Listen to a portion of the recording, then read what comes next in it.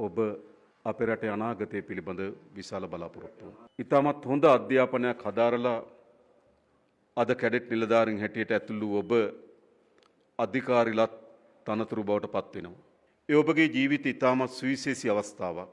මා ඔබට ඔබගේ වෘත්තීමය ජීවිතයේ ඉදිරියට යන්න තවත් අපේක්ෂාවන් සහ බලාපොරොත්තු ඉටු කර ගැනීම සඳහා අනාගතයේ ඉඩකඩ ප්‍රවිෂ්ඨ වීමට හැකියාව ලැබේවා කියලා ප්‍රාර්ථනා කරනවා. ඒ වගේම ඔබ දෙස බලාගෙන ඉන්න ඔබගේ දෙමව්පියන් සෑම අම්මා තාත්තා කෙනෙක්ම තමන්ගේ දරුවට හොඳ අනාගතයක් පිළිබඳ ප්‍රාර්ථනා කරනවා.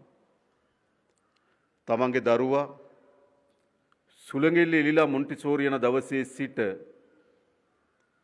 ඉතාමත් ඉහළ වෘත්තියක්, වගකීම් සහිත වෘත්තියක්, ගෞරවයක් සහිත වෘත්තියක් කෙරෙහි තමන්ගේ දරුවන් යොමු වේවි කියලා බලාපොරොත්තුවකින් යුතුව ඔබ හදා වඩා ගන්නවා, ඔබට රැකවරණය දෙනවා, ඔබව ආරක්ෂා කරනවා.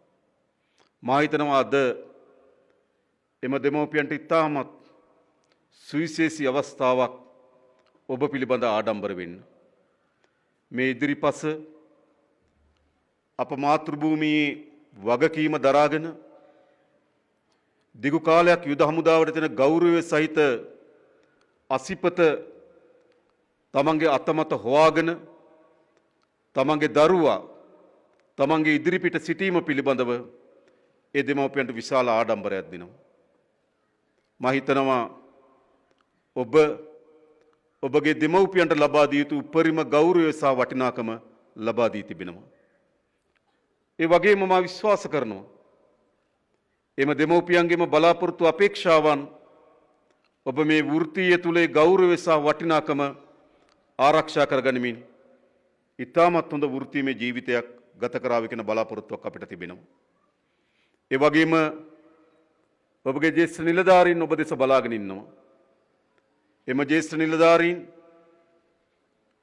මහඟු කැපකිරීමකින් සහ අභියෝගාත්මක යුගයන් ගත කරමින් ශ්‍රී ලංකා යුද හමුදාවේ ගෞරවය සහ වටිනාකම සහි වෘත්තීමේ භාවය ආරක්ෂා කරපු නිලධාරීන්. එම නිලධාරීන් යටතේ ඔබ පුහුණුව ලබා, එම නිලධාරීන්ගේ අධීක්ෂණය යටතේ ඔබ පුහුණුව ලබා, එම නිලධාරීන්ගේ මඟ පෙන්වීම යටතේ ඔබ පුහුණුව ලබා අද අධිකාරිලත් තනතුරු බවට පත් වෙනවා. මා හිතනවා යුද හමුදාපතිතුමා ඇතුළු එම ජ්‍යෙෂ්ඨ නිලධාරීන් ඔබ කෙරෙහි බලාගෙන ඉන්නවා. ඔවුන් මෙම වෘත්තියට ගෙනෙන ලද ගෞරවය සහ වටිනාකම ඒ ආකාරයෙන්ම ඔබ ආරක්ෂා කරගනිමින් ඉදිරියට යාවී කියන බලාපොරොත්තුවක් ඔබ කෙරෙහි තිබෙනවා.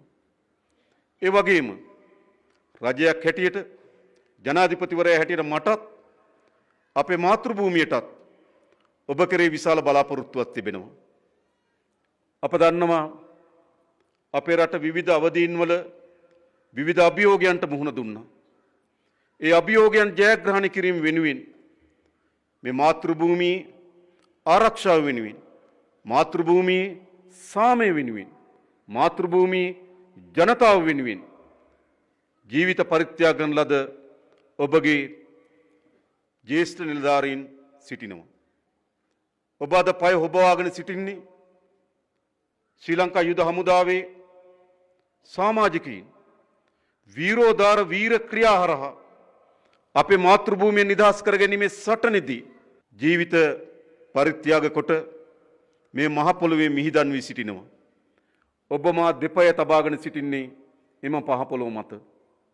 එනිසා අපි හැම දිනාටම අත්තර නොහැකි වගකීමක් තිබෙනවා.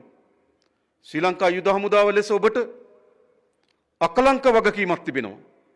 අපේ මාතෘභූමිය සහ අපේ ජනතාවගේ ආරක්ෂාව තහවුරු කිරීමට අපට ඒ පිළිබඳව ඔබ කෙරෙහි විශ්වාසයක් සහ බලාපොරොත්තුවක් තිබෙනවා. ඔබ අතරැඳි අසිපත ඒ බර ඒ වගකීම නිසි පරිදි ඉටු කරමින් අපේ මාතෘභූමිය ආරක්ෂාවත් අපේ ජනතාවගේ ආරක්ෂාවත් ඔබ නිසි පරිදි ඉටු කරાવી කියන බලාපොරොත්තු අපි තුල තිබෙනවා.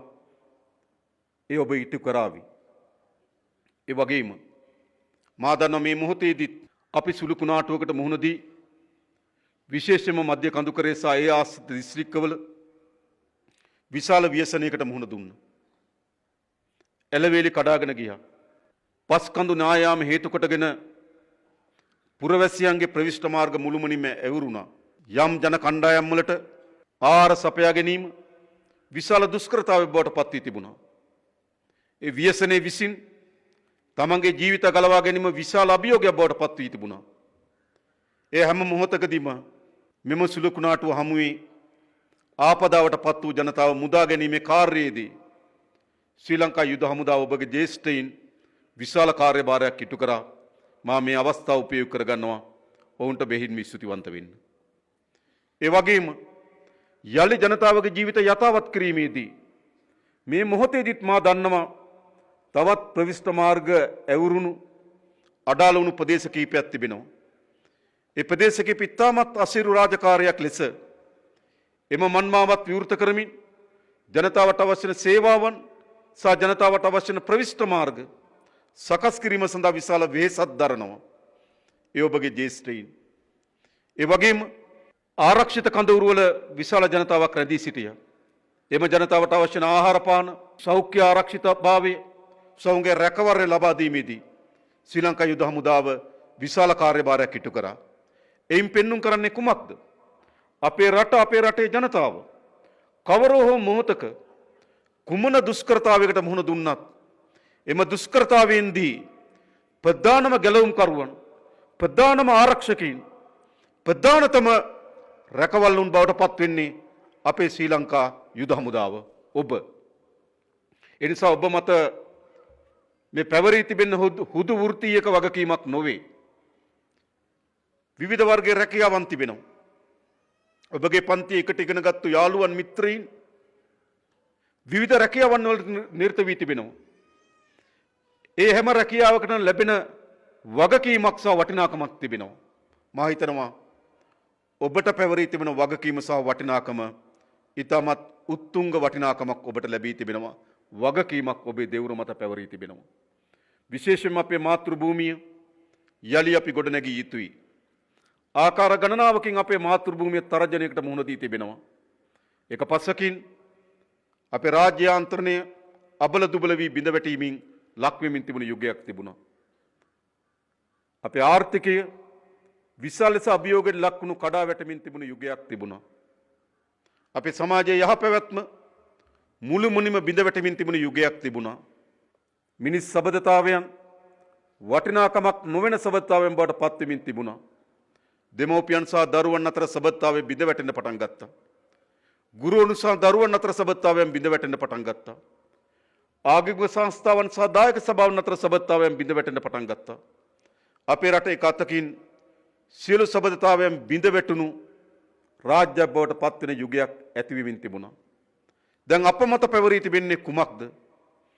අපේ රටට අතීතයේ හිමිකම් තිබෙන මා දැක්කා ගන්නෝරුව සටන නියෝජනය කරන ගන්නෝරුවේ කණ්ඩායම, විජිතපුර සටන නියෝජනය කරන විජිතපුර කණ්ඩායම, රන්දෙනිවල සටන නියෝජනය කරන රන්දෙනිවල කණ්ඩායම, මේ ආදී ඓතිහාසික උරුමයක් සහ ඓතිහාසික ජයග්‍රහණයක් හිමි රාජ්‍යයක් මාතෘ භූමියක් අපි. එහෙත් අපේ මාතෘ භූමියේ සීළු ආකාරයේ බිඳ වැටීම වලට භාජන වී තිබුණා. දැන් අප මත පැවරී තිබෙන වගකීම තමයි මේ මාතෘ භූමිය ලෝකේ උසස්තම සහ වටිනාකම් සහ ඇගීමකට ලක්වන රාජ්‍ය බවට අප පරිවර්තනය කළ යුතුයි. එවෙනුවෙන් අපි එකිනෙකාට පැවරී තිබෙන වගකීම් තිබෙනවා. ජනාධිපතිවරයා සහ ආණ්ඩුව ලෙස අපට පැවරී තිබෙන වගකීමක් තිබෙනවා. ආර්ථිකයේ ගොඩනැගීම, ඒ අවශ්‍ය වන යාන්ත්‍රණ ශක්තිමත් කිරීම, නීතියේ විධානයේ ආධිපත්‍යය තහවුරු කිරීම, දේශපාලනය හුදු මහජනයාගේ ධනය එක් රැස් කරගන්නක වෘත්තියක සිට මහජනයා සමග සමීපව කටයුතු කරන දේශපාලන සංස්කෘතිය බවට පරිවර්තනය කිරීම, දේශපාලනය මහජනයාගේ ධන එක් රැස් කරන වෘත්තියක් නොවේ මහජනයාට සේවයක් බවට පත් කරන වෘත්තියක් බවට පත් කිරීම ආදී ශේෂ්ත්‍ර අපිට පැවරී තිබෙනවා. ඔබටත් එහා සමාන වගකීම් පැවරී තිබෙනවා. මෙතන එක් රැස් සිටින ඔබගේ දෙමව්පියන්ට අපේ රට පිළිබඳ අපේ මාතෘ භූමිය පිළිබඳ වගකීම් පැවරී තිබෙනවා. අපේ ආගමික සංස්ථාවන්ට වගකීම් පැවරී තිබෙනවා. මේ රට ඉදිරියට යා හැකි කෙසේද? අපි එකිනෙකාට එරෙහිව කටයුතු කිරීමෙන්ද? එකිනෙකා කෙරෙහි සැකෙන් සහ විශ්වාසයෙන් බැලීමෙන්ද? නැහැ. අපිට එකට ඉදිරියට යා හැකි වන්නේ අපි හැමදෙනාම අපට පැවරී තිබෙන වගකීම නිසි පරිදි ඉටු කරනවා. ඒකෙන් තිර අධිෂ්ඨානකින් විතරයි. මම ඔබට සපත කරනවා රාජ්‍යයක් හැටියට අපිට අප පැවරී තිබෙන වගකීම නිසි පරිදි මේ රාජ්‍ය ගොඩනැගීම වෙනුවෙන් අපි උපයෝග කරගන්නවා. මම ඔබට ආරාධනා කරනවා. ඔබට පැවරී තිබෙන කාර්ය වගකීම නිසි පරිදි ඉටු කරන්න මේ රටේ පොදු ජනතාවට ආරාධනා කරනවා. ඔබට සියලු දෙනාට පැවරී තිබෙන වගකීම් නිසි පරිදි ඉටු කරමු. අපි හැමදෙනාම එකට එක අරමුණකින් අකණ්ඩව කිසිදු අභියෝගයකට නොසැලී අභියෝගයන් හැම බිඳ නොවැටි අපිට එක්ව වැඩ කරන්න පුළුවන් නම් ඉතා ඉක්මනින් අපිට අපේ ඉතිහාසයේ මේ අභිමානය සහ ගෞරවය උරුමේ සහිත මාතෘ භූමියක් අපිට නිර්මාණය කරගත හැකි වේවි. ඒ වෙනුවෙන් අපි හැමදෙනාම එක්ව වැඩ කරමු. අපි හැමදෙනාට පැවරී තියෙන වගකීම් අපි නිසි පරිදි ඉටු කරමු කියලා ආරාධනා කරමින් ඔබගේ වෘත්තීමය ජීවිතයේත් ඔබගේ පෞද්ගලික ජීවිතයේත් ඉතාමත් හොඳ අනාගතයක් ප්‍රාර්ථනා කරමින් මම නතර වෙනවා. බොහොම ස්තුතියි සියලු දෙනාටම.